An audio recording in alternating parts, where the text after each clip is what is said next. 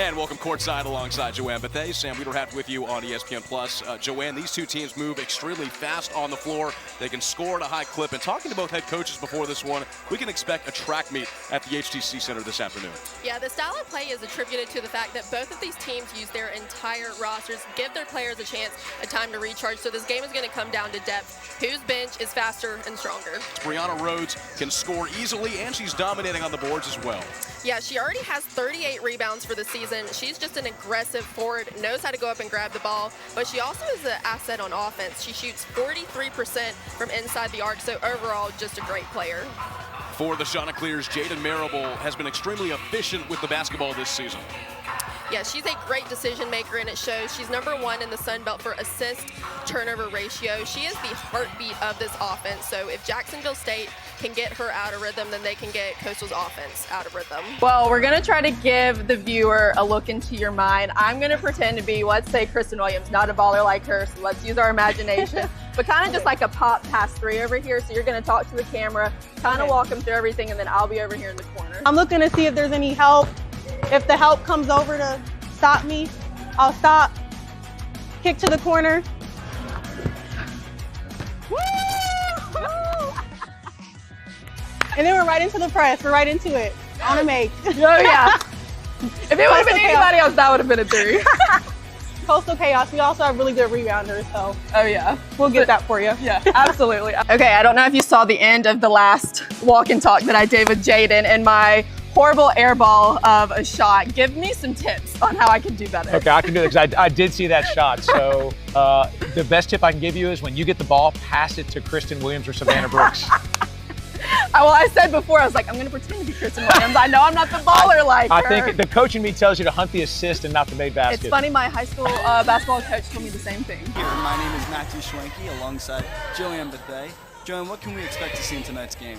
Well, you have two teams that play a very fast pace. They have girls rotating a lot, coming in, giving all that they've got for a couple minutes.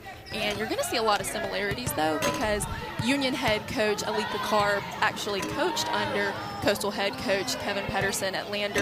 So you're going to see some similarities, and I think it's going to be a fun ball game to watch. And two words that Coach Pedersen likes to drill into his girls is focus and discipline, and he even joked with me earlier that if they got 2 tattoos on their arms, those are the 2 words he wants to be there, because he just wants those to be stuck with them while they play. What's up, Teal Nation? I'm Joanne Bethea, back with a walk-in talk presented to you by Jiffy Lube, and today from softball we have Kirsten Russo. Let's walk the bases and get to know you. First off, 2 days away from the season starting. What are the emotions you and the team are having? I know the whole team in the locker room right now is just energetic and we're all excited. Last year you suffered an injury. What did you learn while being on the bench and how did you overcome that adversity?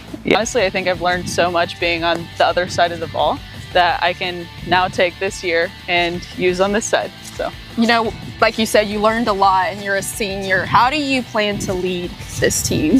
You mentioned today is Girls and Women in Sports Day. Do you have any advice for younger girls that want to play collegiate sports? Melissa, talk about the emotions being in Paris. You know, you come from little old Carvers Bay High School, being the best in the world in something. Well, I actually brought a t-shirt from 2015 track finals because I was there and ran against you. So I am just so honored to be able to interview you. But yeah, both of our names are on the back of this t-shirt. So this is my claim to fame now. You have a handshake. yep. When you come out. Okay, teach me this handshake. Okay, so you go this, you go 2 times here, and you go up, and then you link it like that. That's what I do with JP. Does this get you like hype? Yeah. Well, everybody, come out and see Coastal Chaos for yourself. You can get tickets for their games at goccusports.com/tickets, and you will not want to miss this action. Signs up. Naya, Coach Pedersen says that when you step on the court, people just play better. How are you able to be that for your team? I think I've realized that over the years, there's a lot of different ways that you can contribute on the court, and I found that one of the big ways I'm able to contribute is with my voice. Lastly, big debate around here. Do you put your Christmas decorations up before Thanksgiving or after Thanksgiving? We had our tree up the day before Thanksgiving this year in my apartment. All right, let's go down to Joanne standing by with the head coach for the Chanticleers, Tim Beck. Thanks, Jeff. Coach, what adjustments do you plan to make on defense to try and slow down Virginia's offense?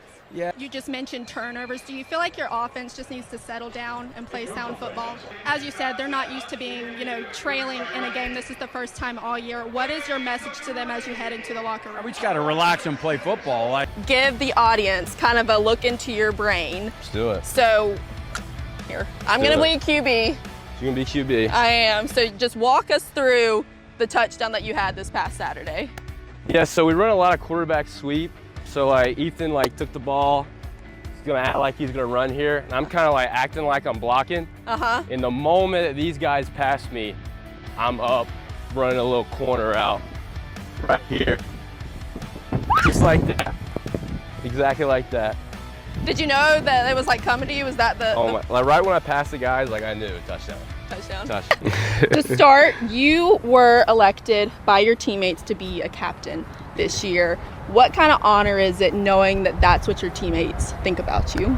In gymnastics making history right here at Little John Coliseum yesterday with their very first meet, defeating William and Mary as underdogs in front of over 8,000 people. When head coach Amy Smith was asked about this electric environment, she challenged other Power 5 schools to have their own gymnastics program. Coach, after the tough loss against Louisiana, you said you learn about your team during adversity. What did you learn about them tonight? One of the points of emphasis you told me before the game was rebounds. You out-rebounded your opponent 42-25. How are you able to do that? You're about to go on the road, take on rival App State. What does a big win like this do for your team? All wins are good wins, right? You want to spell fun, it's WIN.